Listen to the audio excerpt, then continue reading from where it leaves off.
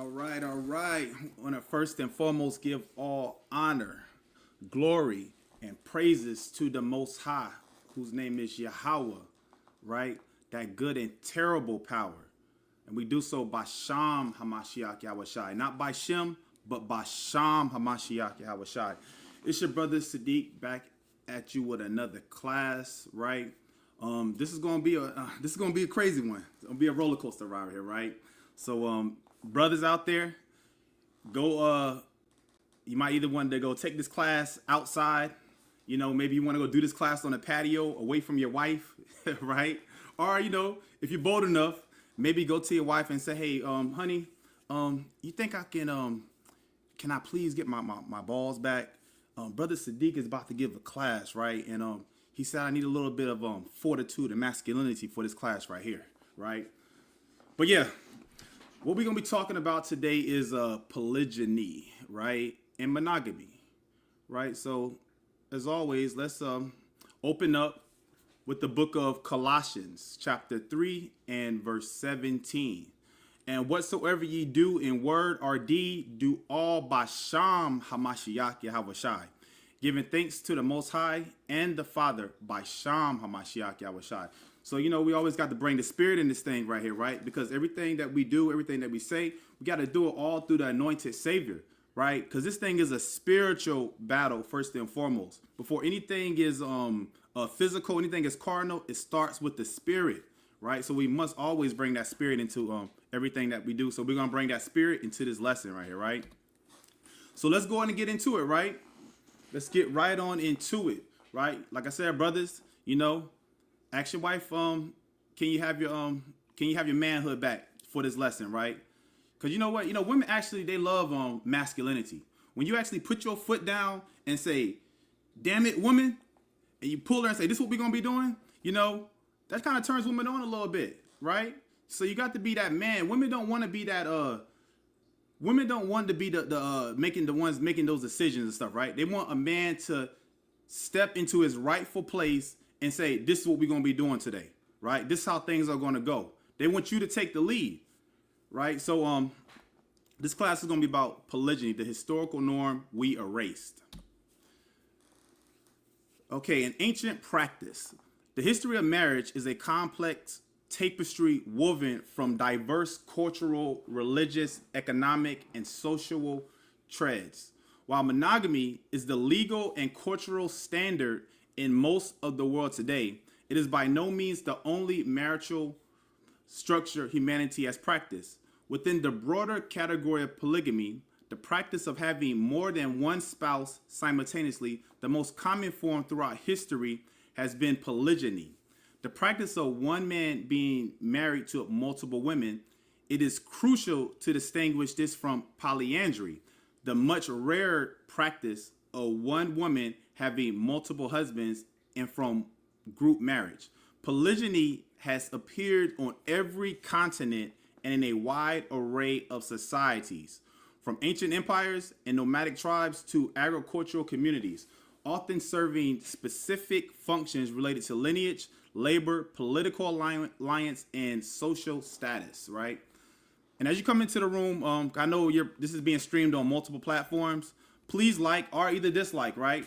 But let your yay be yay and nay be nay, right? Let's get this information circulated, right? Because we have to get out of this place. This place is about to be finished. So like or either dislike, whatever platform you're watching this from. Some of the earliest written records of human civilization contain evidence of polygynous relationships, particularly among the elite. In ancient Mesopotamia, the cradle of civilization, marriage was a cornerstone of society, primarily aimed at ensuring the continuation of a family line, while monogamy appears to have been the common practice for the general populace. And we're going to get into all of these things right here. Polygyny was a recognized option for royalty and the wealthy. The Code of Hammurabi, one of the oldest deciphered legal texts, 1754 BCE, addresses situations arising from a man having both a primary wife and a secondary wife or concubine. Often a second wife was taken if the first was unable to bear children, as the production of a male heir was a paramount social and economic importance. This demonstrated that polygyny was not an unregulated practice, but was integrated into the legal and social framework of the time. Similarly, in ancient Egypt, the pharaohs and high-ranking nobles frequently maintained a harem consisting of a principal queen, several secondary wives of lesser rank, and numerous concubines. The principal queen held a distinct and powerful position, and her son was typically the designated heir to the throne. For pharaohs, these multiple marriages were also a vital tool of diplomacy. Marrying the daughters of foreign kings or regional chieftains was a common way to seal treaties, create powerful alliances, and maintain stability within the empire. For the common Egyptian, however, monogamy was the overwhelming norm, likely due to the significant economic resources required to support multiple households. Thus, in the ancient world, polygyny was often less about personal desire and more a pragmatic tool associated with power, succession, and statecraft. So that right there is laying out the format, right, of polygyny, how it was pretty much around the world. Right now, let's see what our ancestors did, the Hebrews, because that's what we call ourselves, right? We call ourselves Hebrew Israelite, Hebrew being the language and Israelite being the people. So the Hebrew Israelites, we actually have customs and laws that we have to and that we must abide by, right? So patriarchs and practice in the Hebrew Bible. The Hebrew Bible, or the Old Testament, presents a society where polygyny was an accepted reality. Let me repeat that again to the Hebrew Israelites. The Hebrew Bible presents a society where polygyny was an accepted reality, practiced by its most foundational figures. This is what we must understand and get, right? We can't say that we're going to return back to our culture, but certain aspects of our culture we're going to kind of just overlook and say, oh, yeah, you know, it's about how I feel. This ain't about how you feel. This is what the Most High instituted and put into place, right? It's some laws that, hey, I may personally not want to do it, but the Most High says, you know what? You will do this. You have to do that, right? And we're going to show through the scriptures that in certain aspects, polygyny was actually mandated, right? It says the narratives do not present it as an anomaly, but as a part of the social fabric, often driven by the critical need for heirs. The first recorded instance of polygyny appears shortly after the story of creation. In the lineage of Cain, we find Lamech, who is introduced with the words, and Lamech took unto him 2 wives. The name of the one was Ada, and the name of the other Zillah, right? I'm going to go to the book of, I didn't put this one on the slideshow, but I'm going to go to the book of Deuteronomy, chapter 25. And you can follow along with me. Actually, you know what? Let me share my screen so y'all can see this real quick. Let me share my screen with this verse right here. Bear with me. Bear with me while I pull up my screen, because I didn't put this inside of the presentation, but it just came to mind. So, let's see, stop screen. Let me share this screen real quick. Share screen, Deuteronomy. All right. Okay, so I'm going to go to Deuteronomy 25, and I'm going to start at verse 5. It says, so this is polygyny, right? Being mandated by the Most High. And we're going to show other verses as well. It says, if brethren dwell together, and one of them die, and have no child, the wife of the dead shall not marry without unto a stranger. Oops. Oh. It says, let me start over here. Deuteronomy 25. If brethren dwell together, and one of them die, and have no child, the wife of the dead shall not marry without unto a stranger. Her husband her husband's brother shall go in unto her and take her to him to wife, and perform the duty of an husband's brother unto her. So let's stop right there. So if a woman, she has a husband that dies and she now becomes a widow, it is the obligation of that brother of the deceased to now marry his wife, right? Now, that man could already be married, right? He could already have a wife, a family. Right here is obligated that man go into his deceased brother's wife and make her his wife now, right? Let's see what happens if he refuses to do that. And it shall be that the firstborn which she beareth shall succeed in the name of his brother which is dead, that his name be not put out of Israel. So that child that comes of that new marriage, that child will now be named after the deceased brother. This is law right here. So you got to take this up with the Most High if you have an issue with it. It says, and if the man like not to take his brother's wife, then let his brother's wife go up to the gate unto the elders. So now they must present themselves to the elders, right? And check out the video by the elder priest on respect to the elders, right? Because it goes all about talking about the elders and the council and all that type of stuff, right?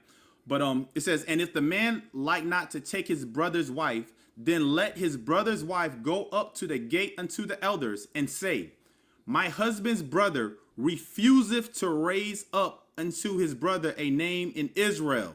He will not perform the duty of my husband's brother. So this is the grief that the widow can take up with the elders, the judges of the city, right? It says, then the elders of his city shall call him and speak unto him. They say, hey, what's going on, brother? Why don't you want to take your brother's wife? It says, and if he stand to it, he says, you know what? I just don't want to do it, right? I just don't, for whatever reason it may be, who knows, right? He can say, hey, my wife don't want me to have another wife, right?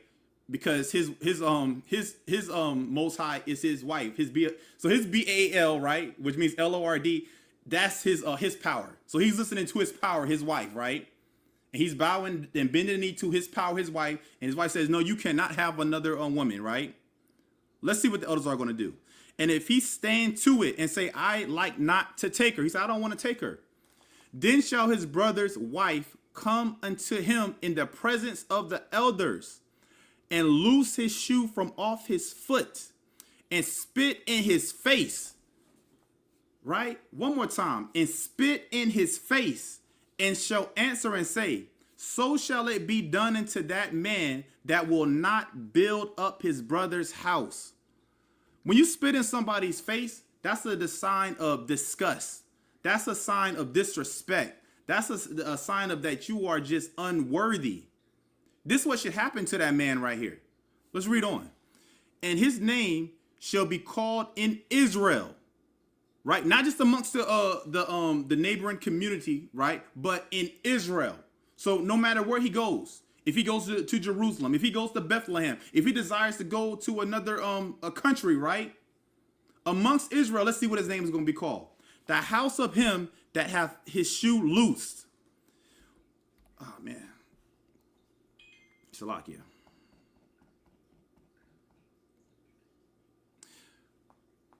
And his name shall be called in Israel, the house of him that hath his shoe loose. That will be his name in Israel right there. So that's a serious matter. It's a serious matter for a man not to take his brother's wife. So get around that right there. Find a way to get around that, right? So let's move on. The practice is central to the stories of the patriarchs. Abraham, the progenitor of the Israelite nation, was married to Sarah, who was barren. To secure an heir, Sarah followed a recognized custom of the time and gave her Egyptian handmaiden Hagar to her husband. You see that? This is a sister giving this is what you call sisterly love right here. She said, you know what, my husband, I can't have a baby with him. I'm gonna give my handmaiden Hagar to him, right?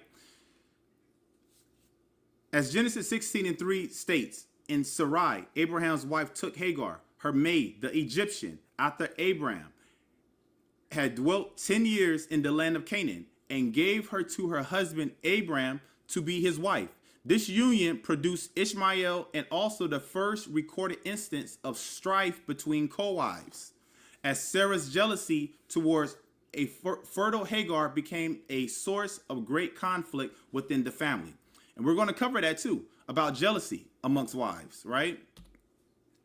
The tradition continued with Abraham's grandson Jacob, whose story is inextricably linked to his two wives, the sisters Leah and Rachel.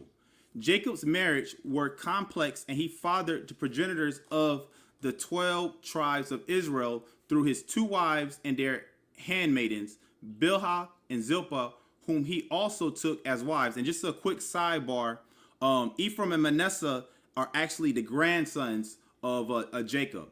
Those were Joseph's two sons. That's just a little sidebar. Those were Joseph's sons actually though, right? So it says, this extensive family, born of 4 different mothers to one father, became the very foundation of the nation of Israel. The account continues through the period of the judges. Gideon, a celebrated judge who delivered Israel from the Midianites, had a large family indicative of his high status. And Gideon had 70 sons of his body begotten. 70. Put it in the chat if you know how much 70 is. Put it in the chat what 70 is, right? So everybody can know.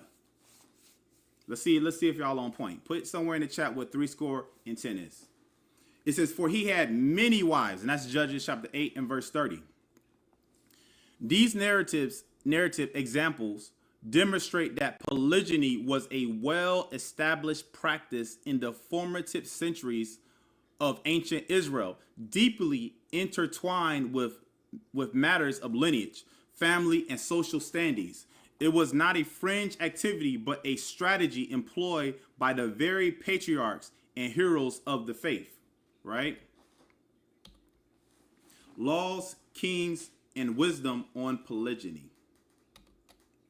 While the narratives show polygyny in practice, the Mosaic law, the Torah, that's what we, our guidelines, what we say that we follow as being Israelites, that's our litmus on what's right and what's wrong, is the Torah, right? It says, does not prohibit it for the general population. Instead, it provides regulations to manage polygynous households, protecting the rights of the wives and the children involved. So we have guidelines behind this. You can't just go have multiple wives and think you're going to do whatever you want to do, right? There's laws and there's guidelines behind these things. If we want to call ourselves separating from the ways of this world, that means we have to separate in every way possible, right? It says this suggests an acceptance of the practice coupled with a desire to mitigate its potential for injustice. One key law is found in Exodus chapter 21 and verse 10, which stipulates the rights of the first wife if her husband takes another. If he take him another wife, her food, her raiment, and her duty of marriage shall he not diminish. This law codifies the husband's responsibility to continue providing for his first wife's material and conjugal needs, preventing her from being neglected in favor of a new wife. So what this law is pretty much saying is that you cannot diminish what you already have set up with your first wife. So if your wife is used to living a certain lifestyle, let's say she drives a certain type of car, or she lives in a certain type of neighborhood you got to set up in. You can't now put her in the project somewhere because you got a second wife, right? You can't now have her driving a Pinto, right? And all my old school, y'all remember what a Pinto is. Y'all can't have her driving no hoopty, right? If she's used to driving a luxury vehicle. She's used to driving the Phantom, the Ghost, right? And now you want to put her in a Ford Focus, right? That's what this scripture is saying right here. She can't be used to eating filet mignon, and now you buying fruit from the damn dollar store, the Dollar Tree, right? And I gotta put a penny inside the bucket. I said the D word, right? But let's move on. Inheritance laws also account for polygynous families. Deuteronomy 21 verse 15 and 17 addresses the common issue of favoritism between wives. If a man have two wives, so this dealing with favoritism, right? Have two wives, one beloved and another hated, and they have borne him children, both the beloved and the hated. And if the firstborn son be hers that was hated, then it shall be, when he maketh his sons to inherit that which he hath, that he may not make the son of the beloved firstborn before the son of the hated, which is indeed the firstborn. But he shall acknowledge the son of the hated for the firstborn by giving him a double portion of all that he hath. Right? This is modern day child support right here. Right? You have children with one wife. Y'all are, you're together, or you're not together anymore, or whatever. You still have to give a double portion to that first wife that you hate now, to that child, right? To that household, because you're not there no more as much, right? You're not spending as much time with that son or that daughter as much. So you have to give a double portion to compensate for your time that's lost, right? Man, I guess a lot of brothers, they must be sneaking watching this right here, because the numbers is going up and down for the views, right? Don't let your wife catch you watching this. Don't let your wife catch you watching Brother Sadiq talking about polygyny right now. It says, this law ensures that inheritance rights are based on birth order, not on the father's emotional preference for one wife over another. The law did, however, place limitations on certain types of unions and on the monarchy. Leviticus 18 and 18. Forbids a man from marrying two sisters simultaneously, and this law right here was actually established after Jacob, because I believe it was two sisters there, right? So this was before that happened, right? It says, furthermore, when establishing laws for a future king, the Torah explicitly warns against excess. Now, I'm going to pull up Deuteronomy 17. I'm going to actually start at verse, and if you want to jump in, Elder, by all means, please. I'm going to start actually at Deuteronomy 17 and, let me see. Deuteronomy 17, I'm going to start at verse 16. But he shall not multiply, actually, I'm going to start at verse 15. Deuteronomy 17 and 15. It says, thou shalt in any wise set him king over thee, whom the Most High thy power shall choose. One from among thy brethren shalt thou set king over thee. Thou mayest not set a stranger over thee, which is not thy brother. But he shall not multiply horses to himself, nor cause the people to return to Egypt, to the end that he should multiply horses. For as much as the Most High hath said unto you, ye shall henceforth return no more that way. Right? So the modern day horse, right, today will be your vehicle, your car, your transportation, how you get from one place to another place, right? We're going to get the understanding of Deuteronomy 17 and 17. It says, neither shall he multiply wives to himself. And this is a scripture that sisters will go to try to cut you up and say, you see that there? You see right there, brother? They won't even call you brother. They say, you see right there, nigga? You can't have another wife, right? It says you shouldn't multiply wives to yourself. It says it right here in the law, right? And they got you, right? But hey, Brother Sadiq gonna help you. It says, neither shall he multiply wives to himself, that his heart turn not away. Neither shall he greatly multiply himself silver and gold. So now let's go back up to verse 16 when it's talking about multiply horses to himself. So if you were to take this and say that means talking about wives, well, you also got to say, well, this is talking about horses, or today the modern day cars. That means the man can't have more than one car, right? You can't have more than one car. That car you have, that's the only car that you can drive, right? Your bank account better not go into the double digits. You better not multiply your bank account. You better not multiply your bank account, right? That's literally what you're saying. You better not multiply your bank account. You better not go into double digits on it, because that's against the law. That's what it means by silver and gold. So the context of what this is talking about in Deuteronomy chapter 17, in Deuteronomy chapter 17 and verse 17 is that Neither shall he multiply wives to himself, that his heart turn not away. So don't multiply women to yourself that it turns you away from the Most High, from doing the work, right? This is what that is talking about, right? This is what that is talking about. Don't multiply wives where it turns you away from doing the work. So don't get a gang of wives and everything, and next thing you know, you stop teaching the scriptures, right? Next thing you know, you stop praising the Most High, right? That's what this is talking about. The practice was especially prominent among the monarchy. King David had multiple wives and concubines, which was accepted as a royal prerogative. So it's a man's actual prerogative to actually have multiple wives. It's his prerogative. That's what he chooses to do. That's what he chooses to do. If a man just wants one wife, he can have one wife. If a man wants to have no wives, that's his prerogative, right? It says the divine approval of this is made explicit when the prophet Nathan confronts David about his sin with Bathsheba. Speaking on behalf of the Most High, Nathan recounts the blessings bestowed upon David. And I gave thee thy teacher's house, or thy ruler's house, and thy ruler's wives into thy bosom, and gave thee the house of Israel and of Judah. And if that had been too little, I would moreover have given unto thee such and such things. So let's slowly digest this. It says, and I gave thee. The I is talking about the Most High, right?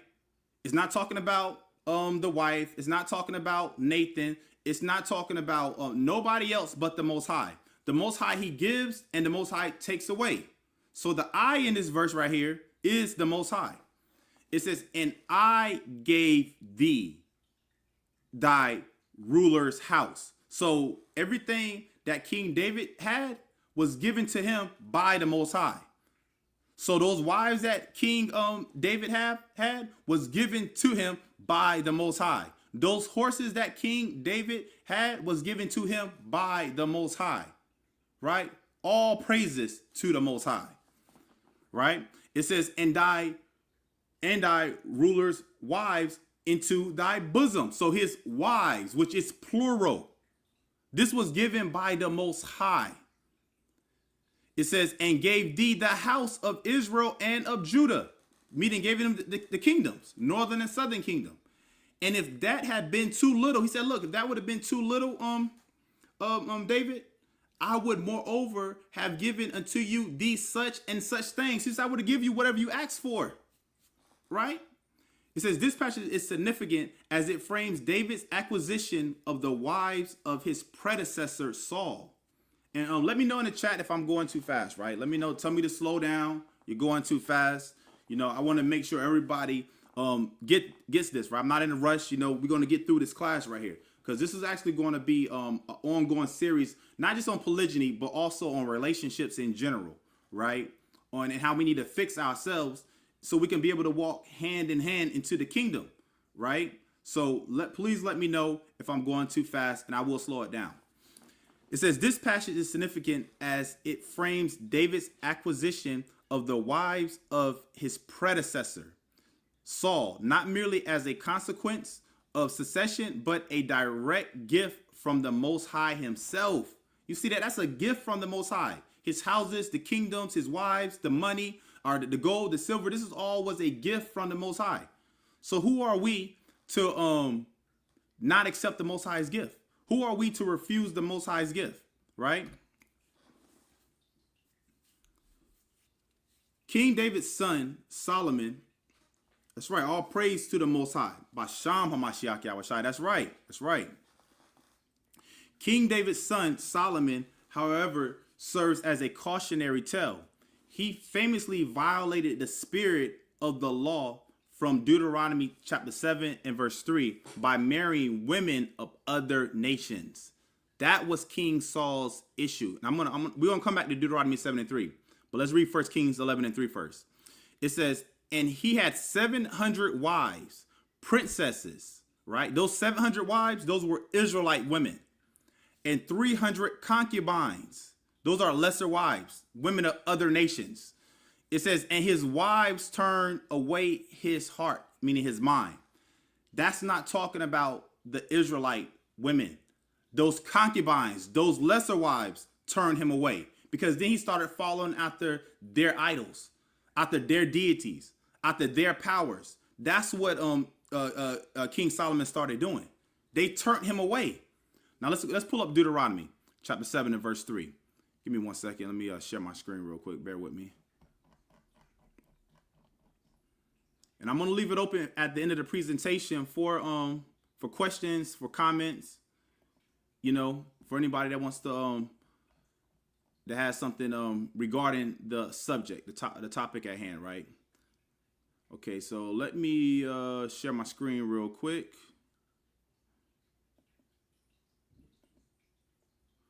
Let's see, that's the stage. Okay, let's start with Deuteronomy chapter 7 and verse 1. It says, when the Most High thy power shall bring thee into the land whither thou goest to possess it, right? And have cast out many nations, that's the key word right there, many nations before thee. The Hittites and the Gerasites and the Amorites and the Canaanites and the Perizzites and the Hivites and the Jebusites, 7 nations greater and mightier than thou. And when the Most High thy power shall deliver them before thee, thou shalt smite them and utterly destroy them. Thou shalt make no covenant with them, meaning an agreement, nor show mercy unto them. So this was a commandment given to us by the Most High on what we should do. And it was for a reason why these things were supposed to happen. Verse 3, neither shalt thou make marriages with them. Talking about these other nations, these foreign nations. It says, thy daughter thou shalt not give unto his son, nor his daughter shalt thou take unto thy son. Let's see why. For they will turn away thy son from following me, meaning the Most High, that they may serve other powers. So will the anger of the Most High be kindled against you, because that's greatly offensive to the Most High, for his chosen people to be laying down with dogs, meaning these other nations. That's offensive to him. That's how we offend the Most High. It says, and destroy thee suddenly. So this is where King Solomon went off at. King Solomon had went off by following the powers of these foreign women, of these strange women. That's what happened with him, right? It wasn't because of him having multiple wives, but it was him having them lesser wives and concubines that had him go off, right? All right, it says the book of Ecclesiasticus, which is also known as Sirach, because I know we have some people on here that may not be familiar with some of these books. This is in the Apocrypha right here, right? The book of Ecclesiasticus, also known as Sirach, for example, warns of the disruptive power of jealousy within a household. Within a household. Neither consult with a woman touching her of whom she is jealous. And that's Ecclesiasticus chapter 37 and verse 11. This suggests a cultural awareness of the internal conflicts that were a common feature of polygynous families, standing as a practical commentary alongside the legal and narrative text, right? So yeah, these things can happen inside of polygynous households. And this is why this class is being presented, right? To show you the good, the bad, and the ugly, right? To show you that it is lawful, but there are issues, just like in any other marriage. In monogamous relationships, there's issues. So of course there are going to be issues in polygynous marriages, right? Does that make monogamous relationships unlawful? No. Does that make polygynous relationships unlawful? No, right? The information is just being laid out here to you, right? That's all we're doing. Christianity, Islam, and global cultures, right? The treatment of polygyny within the Abrahamic traditions, and this is what is commonly known as, the Abrahamic traditions evolved significantly after the biblical era. The New Testament, the foundational text of Christianity, And literally their foundational text is Galatians 3:28 and St. John 3 and verse 16, right? But just for edification purposes, we'll say the New Testament, right? It says the New Testament, the foundational text of Christianity, is largely silent on the matter. Hamashiach Yahushai did not condemn the practice. Nowhere are you going to find that in the scriptures of Hamashiach Yahushai condemning the practice of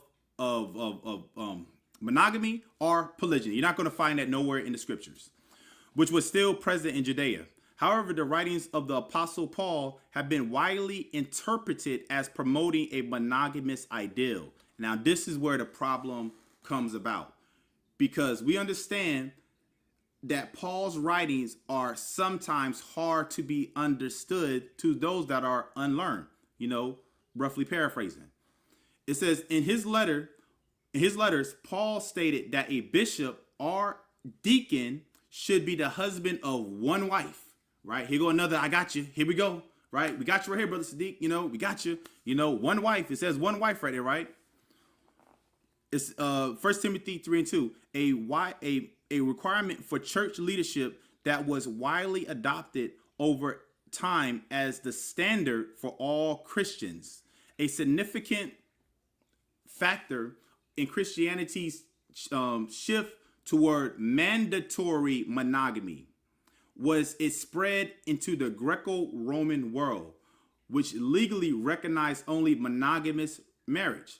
This interpretation is not sound doctrine.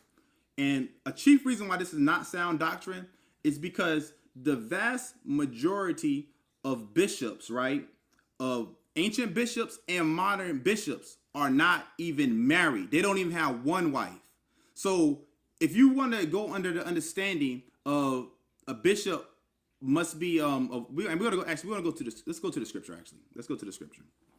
Let me pull that up first and foremost before we get into it, so we can break this down. Let me pull it up on the screen. Right, because we got to get this understanding. Let's go straight to that scripture. And then we're going to break it down, give you the interpretation of it. Let's see. All right, let me share my screen.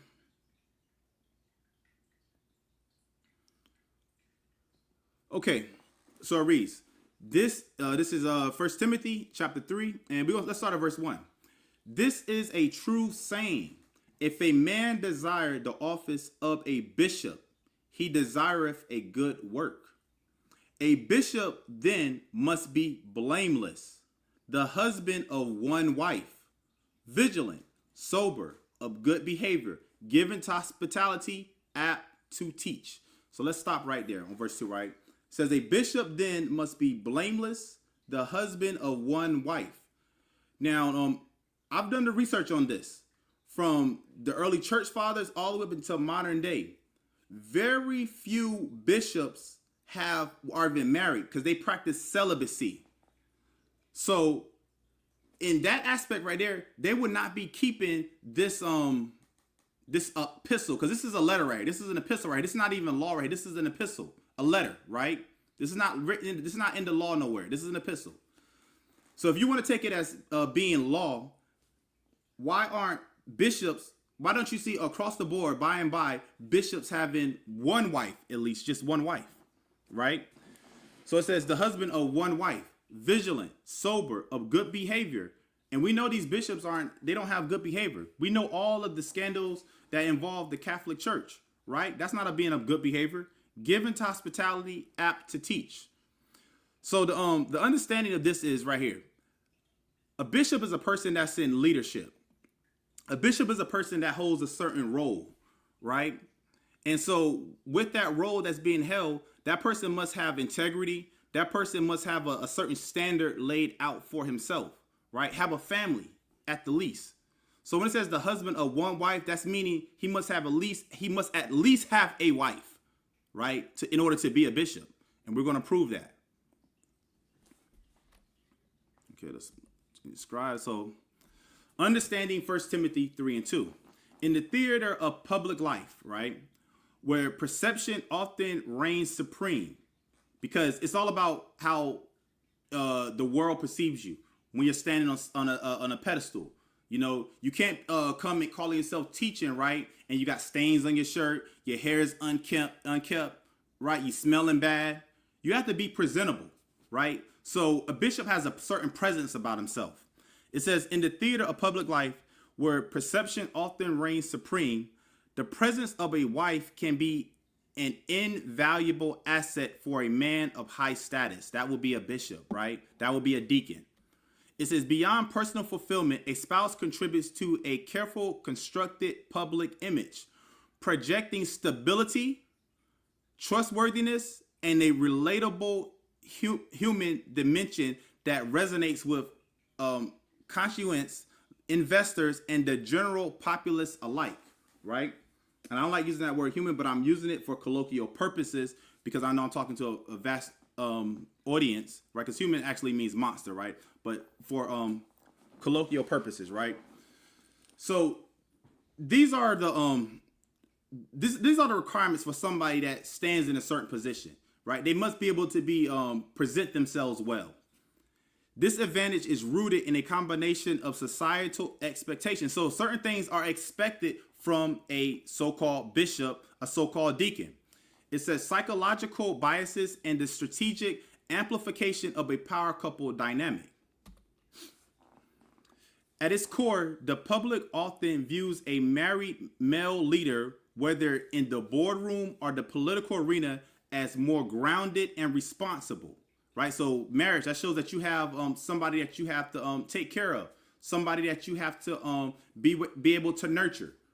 When you have a man has a family, that means he can relate to your average person, like presidents, for instance. Right, the majority, I don't think it has been no president that has not had a wife. That's so the general public, the people voting for him, know that they can relate to this man. They have wife and they have children. CEOs the same way. It says marriage traditionally symbolizes maturity, commitment, and a sense of duty to something beyond oneself. For a CEO, this can translate into greater investor confidence and more favorable credit ratings. Studies have shown that firms with married CEOs are often perceived as less volatile and more reliable, fostering a sense of security in their leadership in the political realm. A spouse is often a key player in the intricate dance of public perception. You see that? A visible and supportive wife can soften a politician's image, making him appear more compassionate and family oriented. These are all qualities of a bishop that is talking about in 1 Timothy chapter 3 and verse 2. So this bishop must at least have a wife, right? This family man's persona is a powerful tool for connecting with voters on an emotional level, transcending policy, debates, and ideological divides. The marital status of political candidates is a significant demographic that pollsters and campaign strategists closely monitor, as it can sway voting blocs. Historically, the American public has shown a preference for married leaders, viewing them as more stable and dependable figures to helm the nation. You see that? To lead the nation. The same thing with a bishop. The same thing with a deacon. The concept of the power couple further elevates the public standing of a high status man. When a wife is not merely a passive figure, but an accomplished individual in her own right, their combined influence can be formidable. This dynamic creates a narrative of a partnership of equals, a team that is greater than the sum of its parts. The public becomes invested in their story, following their joint endeavors. And we know this to be true in the Christian church, right? You understand when a pastor comes from another church or another city, another town, you want to hear the rundown on him. What's his life? Is he married? Does he have children? Right? How long has he been in the ministry? These are things, the resume that a bishop has right here.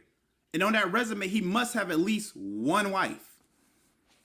It says this mutual reinforcement of prestige can open doors to new social circles, philanthropic opportunities, and influential platforms, all of which burnish the man's public image.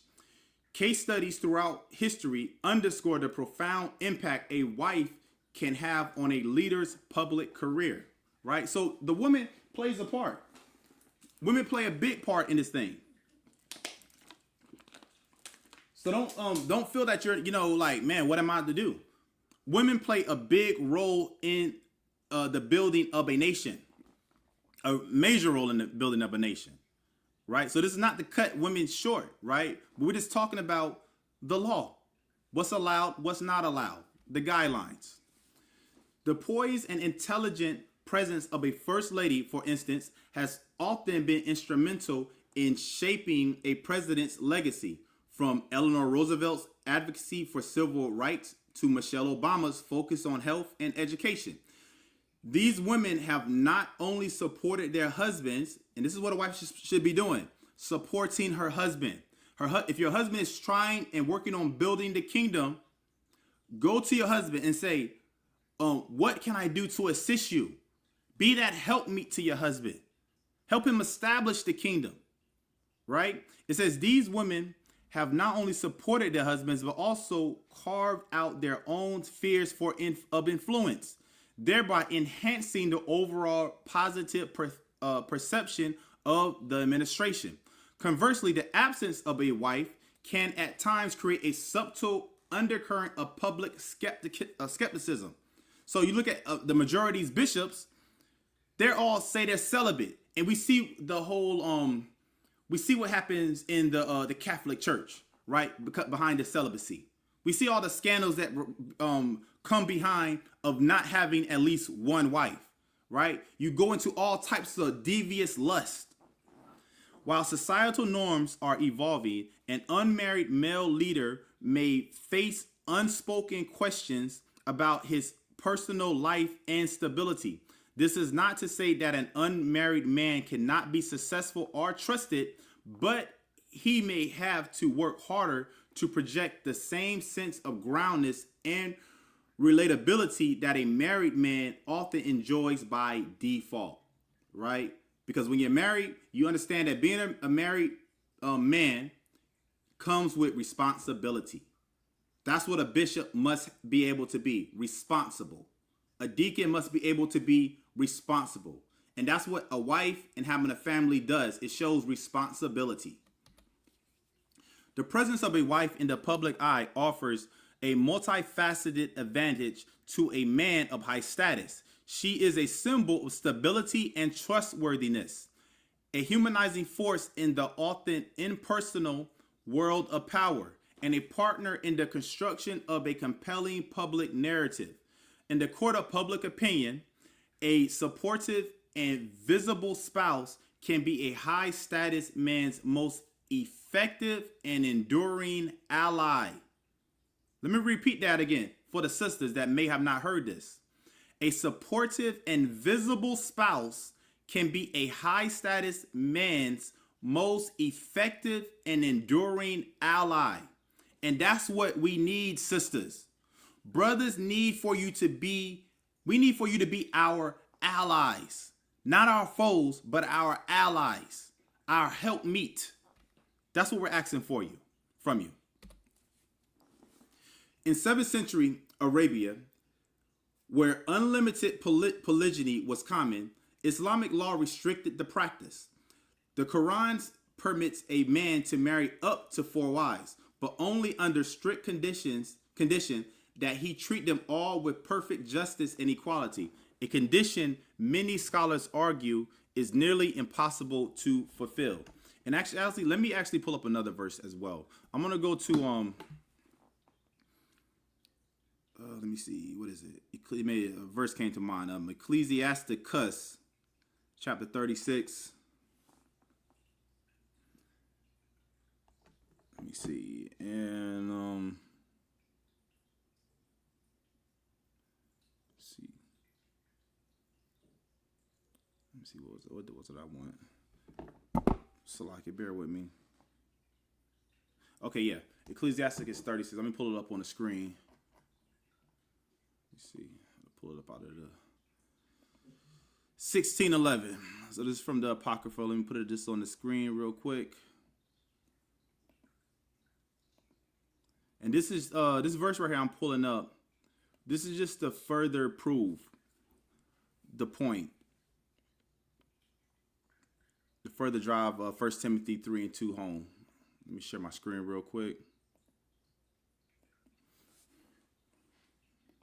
So this is Ecclesiasticus out of the Apocrypha, also known as Sirach, for those who are not familiar. So Ecclesiasticus chapter 36 and verse 26. Who will trust a thief well appointed, that skippeth from city to city? That's a question right there. Who will believe a man that hath no house? That goes back to a bishop or a deacon. If you don't have a household that you are going to run, how can the people, the congregation, the citizens, how can they believe you? If you don't have nothing that you are ruling over, you don't have a household that you're ruling over. It says, who will believe a man that hath no house and lodgeth wheresoever the night taketh him? So who's going to believe that man? Who's going to believe that bishop?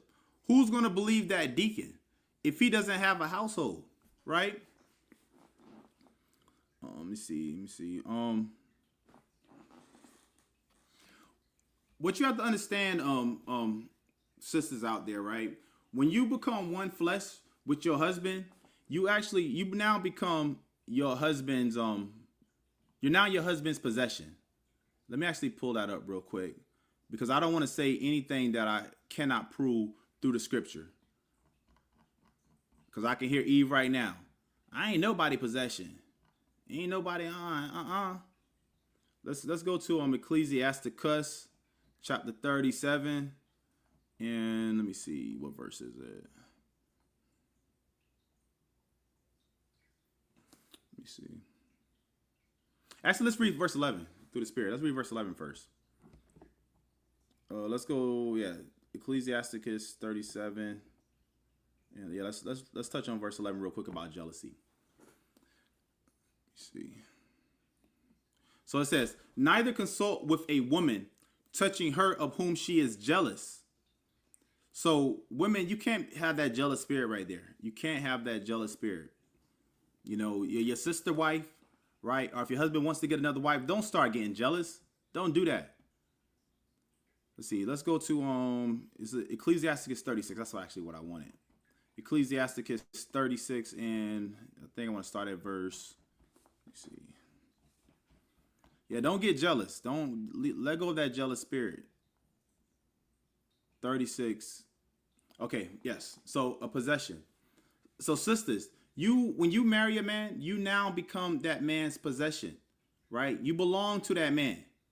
And you have to accept this. If you call yourself an Israelite, you call yourself a repentant Israelite. That means that mindset, that mentality that you had in the world, you have to get rid of it, right? That rebellious, that combative spirit, you have to get rid of it and now submit to your husband, because you are now your husband's possession. You belong to him, right? And a husband can have many cars, right? He can have 3, 4, 5, 6 cars. Those are his possession. A husband can have, more than one watch, right? He has a Rolex right here. He may have a G-Shock over here. Those are his possessions. You are his possessions, and you should be happy to be your husband's possession. Meaning that now someone has claimed you. You belong to someone. You're not just out running about anywhere, right? This is so important that you understand this. So this is Ecclesiasticus chapter 36 and verse 24. And it reads, he that getteth a wife beginneth a possession, a help like unto himself. That means you now become that, like how we just read in First Timothy. We went through the breakdown of 1 Timothy 3:2, right? That woman now becomes a high status woman because she's with a high status man. You are now in that position of being that man's helper, his help, not on your own separate accord, your own separate page. It says, he that getteth a wife begetteth a possession, a help like unto himself, and a pillar of rest. Let me read that one more time. And a pillar of rest. Not a pillar of stress, but a pillar of rest. That's what you want to be to your husband. A pillar of rest and not a pillar of stress. It says, where no hedges, there the possession is spoiled. So a lot of women are spoiled out there, meaning they are no good. Like how milk was spoiled. If it don't get used by a certain day, that's sisters out there. You become spoiled if you don't have a hedge, meaning you don't have a husband. It says, and he that hath no wife will wander up and down mourning. So this thing is so important. So important. Let me go to let me give another scripture real quick. Because we got to really understand the importance of we have to really understand the importance of marriages, right? I'm going to go to the book of Leviticus. Leviticus chapter, and I didn't put this in a slide, but you know, through the Spirit, some of these scriptures are just kind of coming to my mind. Leviticus chapter 19 and verse 29. Leviticus 19 and 29. And it reads, do not prostitute thy daughter to cause her to be a whore, lest the land fall to whoredom, and the land become full of wickedness. Now, sisters, the scripture says, do not prostitute thy daughter. When a father allows his daughter to have boyfriends, right? And then that daughter breaks up with the boyfriend, and then she goes on to another boyfriend, then to another boyfriend. And her heart keeps getting broken and broken and broken and broken. That's a father prostituting his daughter. Because once you lay down with a woman, that's now your wife. That woman now belongs to somebody. But because we have been raised up on Babylon, we have been raised up on the ways of this world, it's being taught that you can have boyfriends, girlfriends. You can be 80 years old talking about, this is my girlfriend, that's my girlfriend, that's my boyfriend. 70, 80 years old talking about boyfriend and girlfriend. Like, what are we doing? Are we in high school still? So when a woman leaves a man and goes on to the next, that's her being prostituted right there. That's you getting passed from one man to another man to another man to another man. And then what happens next? It says, lest the land fall to whoredom. Now we have whole culture now, right? We have the sexy reds of the world. We have the Glorillas of the world. We have the Cardi B's of the world. It's now a whole culture right now. It's all about busting and popping something open, right? Want to show that ill nana. It says, lest the land fall to whoredom and the land become full of wickedness. That's all we see on Hollywood is wickedness. Our sisters dress with shorts that show their cheeks. Sisters showing all parts of their skin and flesh. That's the land becoming full of wickedness, right? Let's go to I got this. Let's go to the book of Deuteronomy. Deuteronomy. Let me see. Deuteronomy chapter 23. Let's see. Let's go to verse. Let me see what verse we're gonna get. Let's go to verse 17. Now these are commandments that we are reading, right? It says, there shall be no whore of the daughters of Israel. Let's just stop right there. Let's just digest that. There shall be no whore of the daughters of Israel. That means that's not just talking about a woman selling herself for money. That's talking about having boyfriends, girlfriends. You can't just go around sleeping with any and everybody. I remember one time at camp, I had a sister, you know, it was an attractive sister too. Young, she was young, maybe like 24, 25 years old. Sad case, right? This sister, she gonna say to me, all she wants to do is do drugs, right? All she want to do is do drugs and have sex, have coitus. That's all she wants to do. Do drugs and have coitus, right? It was a shame, a low down, dirty shame. That's what it was, right? Let's go. Let's finish that verse up. It says, "Nor a sodomite of the sons of Israel," and we know that goes hand in hand. Whores and sodomites, they go hand in hand. Whores and sodomite, hand in hand, right? Let's pull back up the presentation. Okay, it says, "Beyond the Middle East and Europe, polygyny was a common feature of social organization in many parts of the world. In numerous pre-colonial societies across sub-Saharan Africa, a man's wealth and status were often measured by the size of his family, which, with multiple wives, providing a larger labor force for agricultural work. In imperial China, emperors and nobles maintained households with one official wife and a number of concubines to ensure a male heir and display power. Among many indigenous peoples of the Americas, polygyny was also practiced, often by chiefs and great warriors, as a sign of status and a means of forming alliances." You see this? This has always been practiced. Always been practiced throughout time. Let's see when everything changed. The Greco-Roman roots of mandated monogamy. The Greco-Roman roots of mandated monogamy.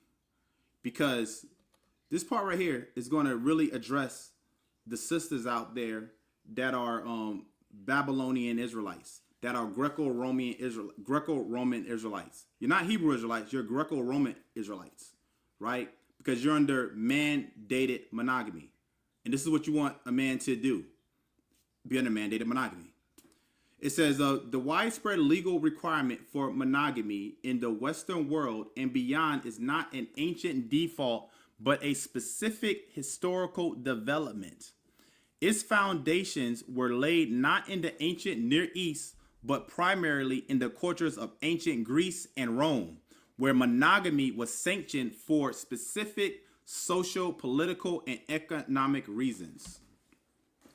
The Greek model, citizenship and order in ancient Greece, particularly in city-states like Athens, from the 5th century BCE onward, marriage was intrinsically linked to the concept of citizenship. So we can kind of see that today. We got people that will go to you go to an African shop, and Miss Fufu says she's braiding your hair, right? And she say, you got any dudes, any guys that want to make 10 bands real quick?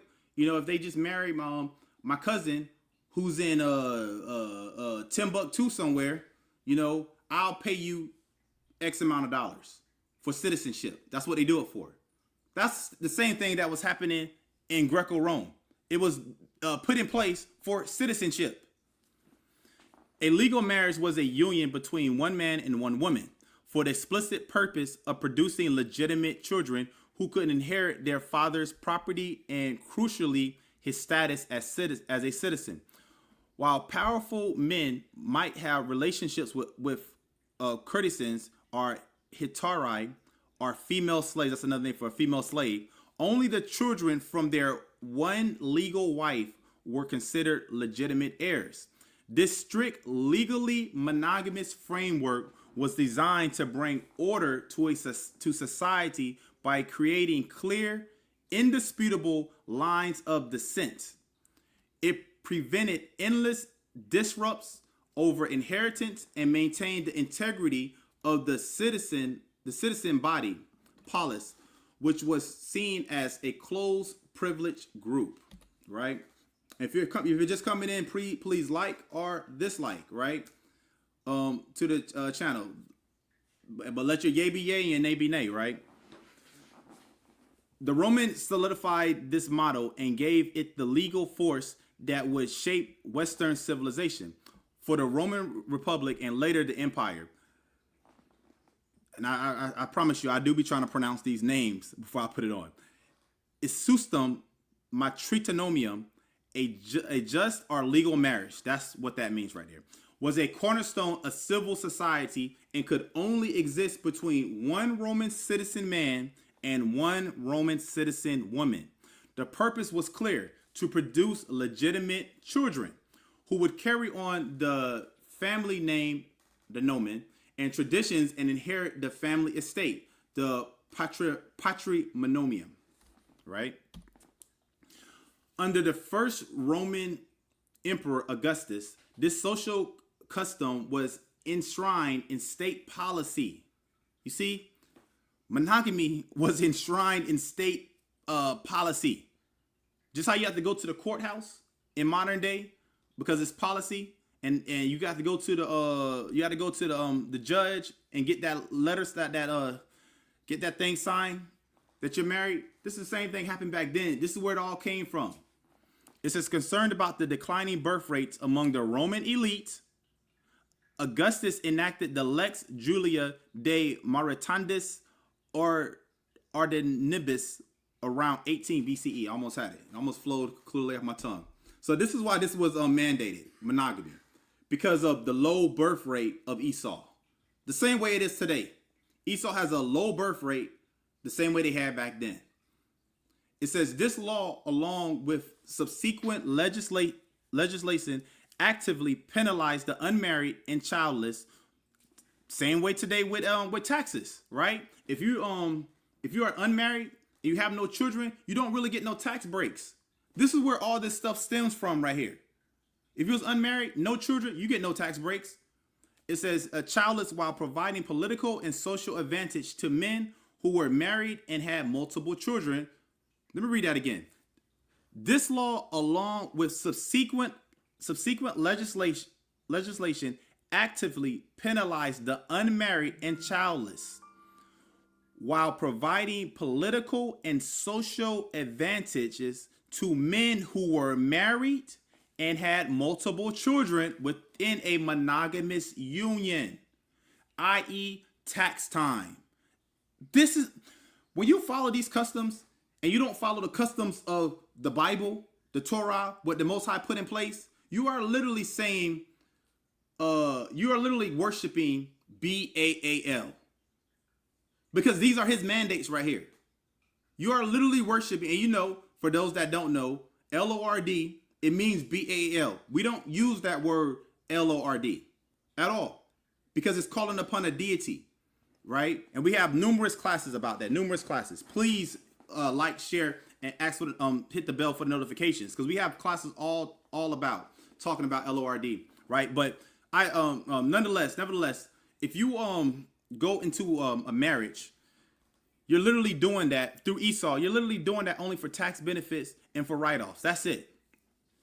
It says by making marriage a matter of state interest and legally defining it as singular union. You see that? One man, one wife, happy life. Rome created a powerful and enduring legal precedent. Polygyny was not only socially unacceptable, legally impossible. A man married to one woman could not legally marry another. And this is where the whole concept of a side chick comes from, a side piece. Don't be no side piece, woman. Don't do that. Don't lower yourself, lower your value, right? You become that man's dirty little secret. It says this Roman legal framework became the foundation upon which all subsequent European marriage law was built. You see that? European marriage. So you are literally a European Israelite, a Eurolite. That's what you are. You're a Eurolite. You're not an Israelite. You are a Eurolite. Okay, Christian sanctioning and global enforcement. You see this? Man, I guess the brothers, man, y'all must be ducking off to listen to this class because the numbers are going up and down for the viewers and stuff. You know, you must be trying to hide and get away from your wife, you know. But let's move on. It says while the Roman Empire provided the legal skeleton for monogamy, it was Christianity that provided its theological soul, transforming it from a civic requirement into a divine mandate. And they say you shouldn't mix what church and state, but this is what they literally did. They are not church and state. Yeah, church and state. They literally did this. They mixed church and state. the Roman Empire with Christianity being mixed together now to create to mandate monogamy. It says the early church and theological framing as Christianity spread throughout the Roman Empire, early Christian communities absorbed the prevailing Greco-Roman legal and social norms. The church fathers, influential theologians of the first few centuries, began to construct a powerful theological rationale for monogamy. This is how you got polluted, brain polluted. These classes are so you can be now washed. Your brain can be cleansed because it's been greatly polluted with Greco-Roman traditions and ideologies and philosophies. While they acknowledge the polygyny of the Old Testament, and that's another thing right there. You know, Christians, that's the main thing they want to run to. They say the Old Testament is done away with. We're no longer under that anymore. We don't listen to the Old Testament, but they sure want to keep them Old Testament law of paying your tithes, right? That ain't done away with, but everything else is done away with, but not that law on tithes. What they say? Will a man rob God? Right? Right? That's what they do. It says they argue that it belonged to an earlier era under a different covenant. That's literally what they say. That's literally what they say. A key figure in this development was St. Augustine of Hippo. He taught that the sacramental nature of Christian marriage was a symbol of the indivisible union between Christ and his one church. This is what he teaches.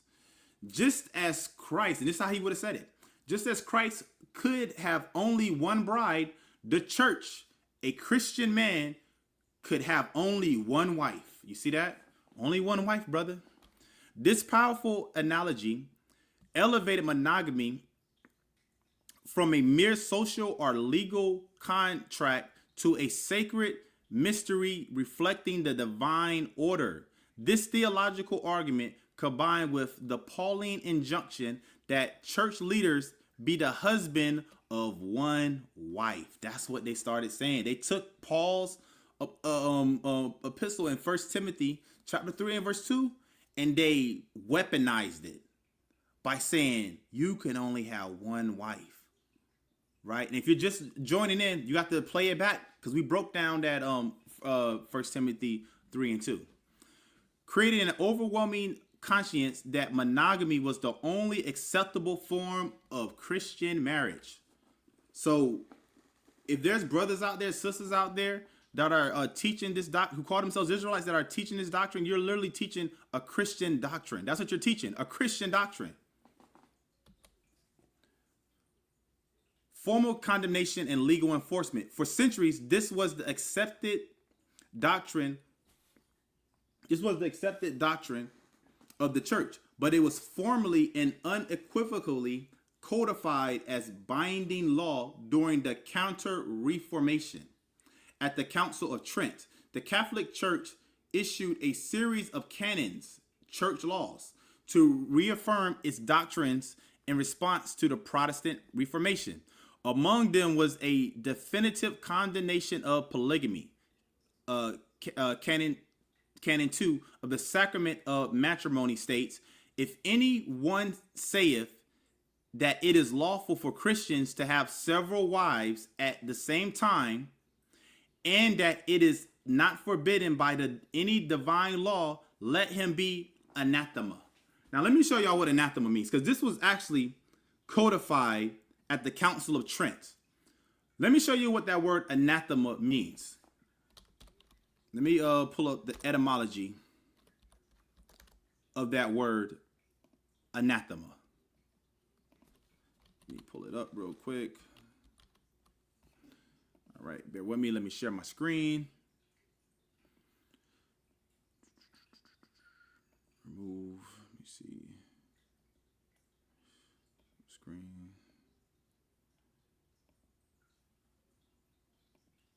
Okay. All right. Anathema. An accursed thing. That's what you are. It said, let him be an accursed thing. You see that right there? It says right here, you jump to the bottom. It says, by the time it reached Latin, the meaning of the Greek word had progressed through thing devoted to evil, to thing accursed or damned. Later, it was applied to persons and the divine curse. Hold up a second, y'all. Hold up.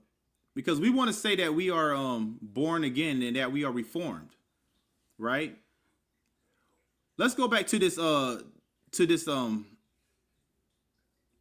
let's go back to this decree. It says, among them was a definitive condemnation of polygamy, Canon II, on the sacrament of matrimony states. So this is Esau telling you how you going to get married, right? It says, if any one saith that it is lawful for Christians to have several wives at the same time, and that it is not forbidden by any divine law, let him be anathema, meaning you are an evil thing. So that's what they're saying today. If a brother just teaches the Bible, you're an evil thing because you're talking about a man having more than one wife. This is how deep this thing goes right here. This is you literally following the ways of Baal right here. Right? And we spell it because the scripture tells us not to make mention of the name of other deities, of other powers. That's why we spell this thing out. For those that may just be joining, but please check out the classes that we have talking about these things, right? It says this declaration officially made polygyny a heresy. So right now, what I'm teaching right now is a heresy, according to the Catholic Church.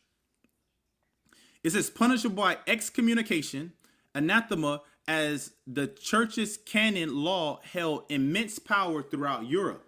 This solidified monogamy as the only legally and spiritually permissible form of marriage across the continent. Global spread through colonialism, being the 15th century, this legally and theologically reinforced model of monogamy was exported globally through European colonism. As colonial powers established control over the Americas, Africa, and Asia, they imposed their own legal framework and religious values on colonized people. Viewing local customs like polygyny as uncivilized and immoral. Colonial administrators and missionaries worked systematically to eradicate them. They passed laws making polygyny illegal, refused to recognize the children of polygynous unions as legitimate heirs, and made conversion to Christianity contingent on a man abandoning all but one of his wives. Do you understand that right there? So if you was a tribe, right, and you had multiple women and stuff, you took care of them, all the women, it was a big sisterhood, everybody loved each other and everything like that. You know, Europeans came in there and said, you know what, all them wives got to go. You only can keep one now. Imagine that, women. You have a whole collection of shoes, right? And the federal government kicks down your door, goes into your closet, and say you get rid of all them shoes, all them purses. You only can have one purse.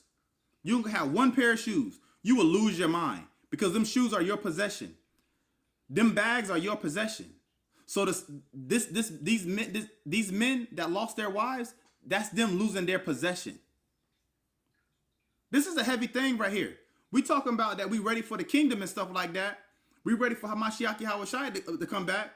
But if you have a mindset where you are going to be trying to say you ain't going to have that, you ain't having none of that, you don't got the mindset of Hamashiach Yahushua. Because we always get Christians that say, oh, you know what? Why y'all talking about color? Color don't matter, right? Why you always talking about the color of Hamashiach Yahushua? They say Jesus Christ, but they say, why you always talking about the color? The color don't matter. Well, it's in the Bible, so it matters. Relationships and how to govern relationships and multiple wives, it's in the Bible, so it matters. everything that the Most High wrote with his finger, it matters. Right? Because don't let us get on you and tell you that it don't matter. Don't let a brother get on a sister and say it don't matter. It don't matter what you look like. Let two homegirls, right? They get ready to go out to the club, right? And they say, what should you wear? They say, oh, it don't matter. No, you're gonna lose your mind. You're gonna say, oh, what type of homegirl are you? What type of friend is you? Right? I want to be looking good. I want to be looking right. So that's how selfish we are right here. And when you learn to get over your selfishness, you will then receive the spirit of Hamashiach Yahushua. Because Hamashiach Yahushua he wasn't selfish.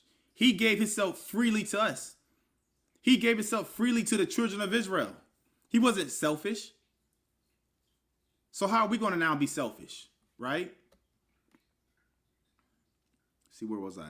It says they passed laws making polygyny illegal, refused to recognize the children of polygynous unions as legitimate heirs, and made conversions of Christianity contingent on a man abandoning all but one of his wives. This process was the primary driver behind the global criminalization of polygyny. Now they make you a criminal now, right? You got more than one wife, you're going to get arrested. I think they got, what's that law called? That law is called, oh man. I can't think of the law when you marry, I don't know why I want to say bigotry, but that's not the law. It's a law when you try to marry another woman.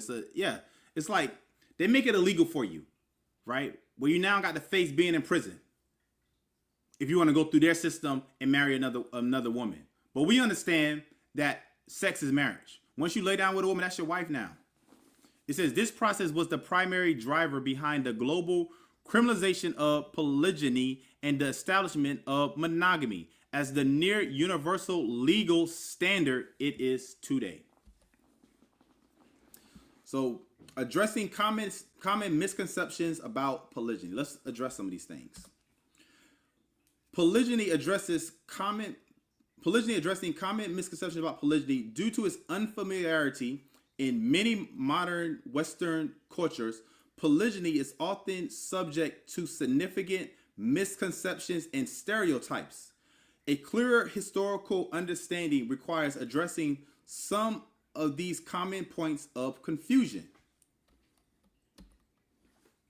Misconception number 1. The primary motivation for polygyny is sexual gratification, right? That's a misconception right there, right? Because once the thrill is gone, right, you got to find something that's going to keep the relationship going, right? And it's not just about coitus. It's not just about that. What are your likes? What are your dislikes? And these are things that brothers have to learn in monogamous marriages, right? I'll be the first to admit, these are things that I have to learn. I'm continuing to learn, right? Because when you know better, you do better, right? So this can also happen in a monogamous marriage as well. It says the primary motivation for polygyny is sexual gratification. While sexuality is a component of marriage, viewing historical polygyny solely through this lens is inaccurate. For most of history, polygynous unions were driven by far more pragmatic concerns. These included economic production. More wives and children meant a larger workforce for agriculture. Political alliance, marrying daughters of other leaders to create treaties. Social status, a large family was a visible sign of wealth and power. And lineage survival, taking a second wife to ensure a male heir or marrying a brother's widow to care for her and preserve the family line. As we read in Deuteronomy chapter 25, verse 5 on down, right? Misconception number 2. These pictures I use, right? This is what I think, what sisters think about when they think about polygyny, right? They think about the whole being a battered woman and you in the kitchen and you got your little rolling pin and you about to make some bread all day and you pregnant and barefoot. This is what this was in my mind how I thought women be thinking, right? When they think about being in a polygynous relationship. Well, women in polygynous marriages are always oppressed and powerless. This is a broad oversimplification that ignores the complexity of female roles across different cultures. While these societies were often strongly patriarchal, women were not universally powerless. In many African and Israelite households, for example, a senior wife held considerable authority, managing the other wives, controlling household resources, and acting as a respected matriarch. Women often had clearly defined rights regarding property and their children, and the support of their own kin provided a degree of protection. Right, hold on, Salakia, bear with me real quick.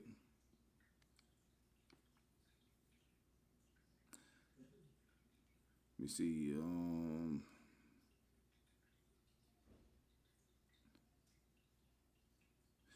Right. Actually, I'll pull that scripture in a second.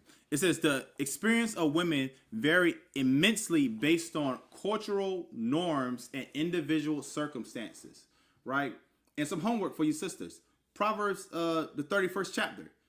You want to scream about being a Proverbs 31 woman, but the Proverbs 31 woman was a woman that had authority, a woman that managed. She wasn't doing this stuff by herself. Don't think a Proverbs 31 woman is talking about a woman that did all these things by herself. No, she had women that did as she told them to do, right? So that could have been another wife. That could have been concubines. It could have been whatever. But that Proverbs 31 woman knew how to govern other women. That's literally what that's talking about right there. She wasn't the only one just doing all that type of stuff, because that's the misconception of it. And you see sisters put on their profiles, they're a Proverbs 31 woman. You're not a Proverbs 31 woman. You're more like what was it? Ecclesiastes 26 and 23 woman, right? A wicked woman. That's what a lot of women are like, the wicked woman. But they think that they're a Proverbs 31 woman. But you're really a Ecclesiastes 26 and 23 woman. Let's move on. Misconception number 3. Polygyny is exclusively an Islamic or Mormon practice. This misconception arises from modern headlines, but it ignores the vast global history of the practice. As this article has detailed, polygyny was widespread in ancient Israel long before the advent of Islam.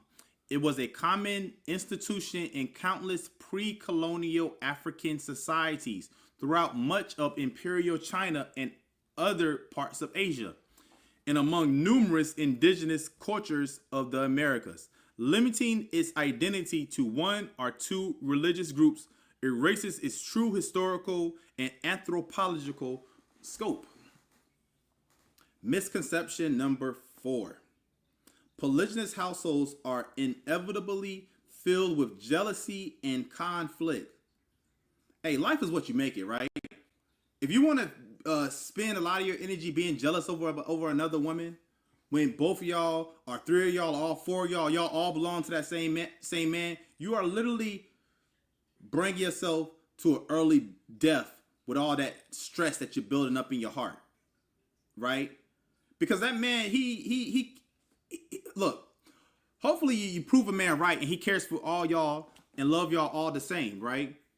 But if he doesn't, you know, he has to do what he has to do according to the law, right? But if he doesn't like a woman, like a wife, he likes one wife other than another wife, hey, you should have chose better. You know, that's all I can say. You should have chose better, right?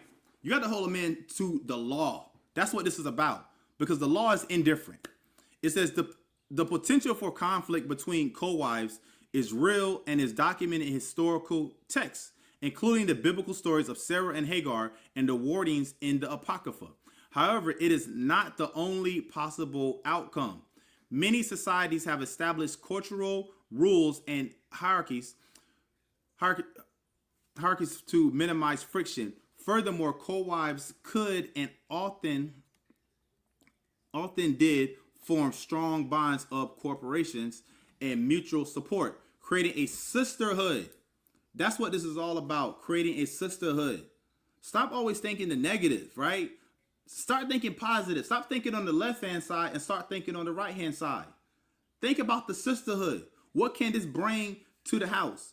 How can this make our lives better, right? Stop only thinking about yourself and being selfish. Me, me, me, me, me. I. That's mine, mine, mine, mine, mine. No, the man belongs to Hamashiach Yahushai. And Hamashiach Yahushai belongs to the Most High. And the woman belongs to the man. It's not the other way around. Stop being a pillar of stress to your man. It says that shared the immense burdens of domestic labor, farming, and child rearing. A functional polygynous household often relied as much on the cooperation between women as it did on the authority of the husband. So you need to pick a man, right? You need to give yourself over to a man that's a righteous man, that knows the Most High. Because when he knows the Most High, guess what? He has to live by a certain litmus, which is the scriptures, the Bible. He has to live by a certain standard of guidelines, which is the Bible, right? I'm proud to say that myself, I've never left a woman before. If any woman leaves, it's because they leave, right? And this is the mindset that men should have, right? You shouldn't be quick to put a woman away, right? Unless it's for fornication. It's for adultery, right? Men got to stand 10 toes down on this thing right here. And then if a woman does leave, you know, she could come back as long as she didn't lay with a man, right? You can accept her back. So if a man does have a reason for putting his wife away, bring your woman back. If you do put her away, bring her back. You know, don't let her be gone forever unless it's her choice. Put that inside of the woman's corner, right? Polygyny in the modern world, practice and debate. Despite being illegal in most nations, polygyny continues to exist in the 21st century, both as a legally sanctioned practice in some countries and as subculture or religious practices in others. Its modern existence is often at the center of complex debates involving law, religion, and human rights. In Western countries where polygyny is illegal, it is most famously associated with fundamentalist Mormon splinter groups. The mainstream Church of Jesus Christ of Latter-day Saints, the LDS, officially renounced polygamy in 1890 as a condition for Utah statehood. However, various fundamentalist groups broke away to continue the practice, believing it to be a divine commandment. And it is a commandment. It is a divine commandment. According to Deuteronomy chapter 25, verse 5 on down, it's a commandment. Proponents in the modern era advanced several arguments in favor of decriminalizing or practicing polygyny, which they should, because you can marry any and everything today. But when a man wants to marry more than one woman, all of a sudden you have the scarlet letter A on you. It says one common argument is based on a demographic imbalance, suggesting that a surplus of women in society may be unable to find husbands with a strictly monogamous system. Sisters, this is your selfishness right here. And this is why sisters don't be liking each other, because you're so selfish. Here it is, you have a surplus of women and not enough men to go around. Because a majority of these men are either in prison. A majority of these men now are homosexuals. A majority of these men now are dealing with Becky. So what does that lead? That's going to lead a whole bunch of women that don't have a head, that don't have a hedge, that are left unprotected, right? Other arguments are rooted in claims of religious freedom, asserting that plural marriage is a divinely sanctioned practice that should be protected under law. Proponents also cite personal liberty and freedom of choice, arguing that consenting adults should be free to structure their families as they see fit without government interference. Finally, some suggest that polygynous households can create a larger, more resilient support network for women and children, with co-wives sharing domestic economic and child rearing responsibilities. Right, so that is the end of the slides right here. I'm going to put a link in the chat for any questions, comments, or just, whatever you want to say about it, right? Let me stop sharing my screen.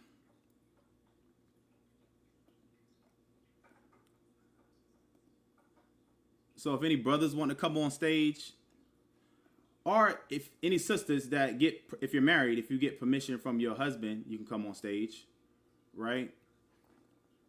And I'll leave that up for a second. Because what I plan to do, what's coming in the future is I want to talk about, relationships. Relationships are important. Where the status of relationships are going, in our nation, right? Because that's something very important is the nucleus. The nucleus is really being broken up. It's being broken up because we don't understand each other.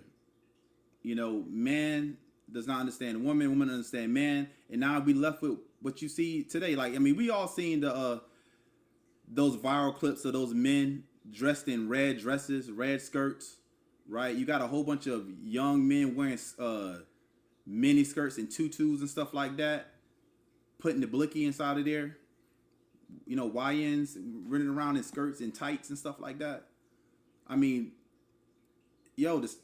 relationship status is all off. And it's up to men to stand up. It's up to men to stand up. We got to have a backbone, brothers out here, right? And it comes with addressing the elephant in the room.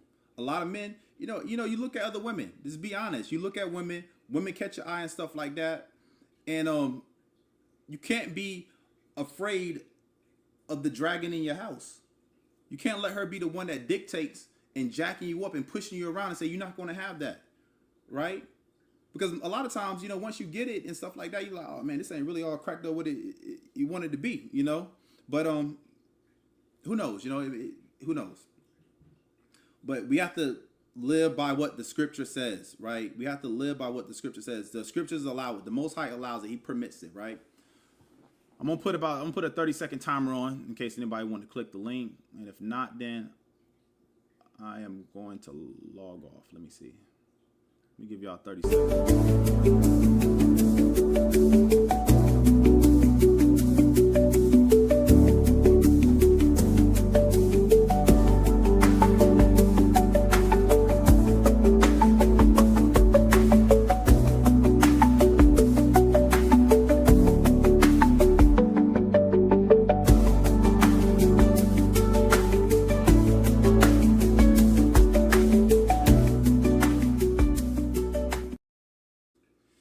Man, no smoke, huh? No smoke. I thought there was going to be some smoke off this class right here.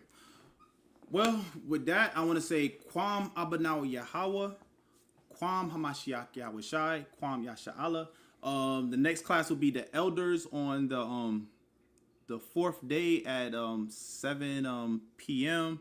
Then the class again on the sixth day at 7 p.m. And then we got camp on the seventh day on Hollywood. Like, dislike, share, subscribe. And with that, shalom.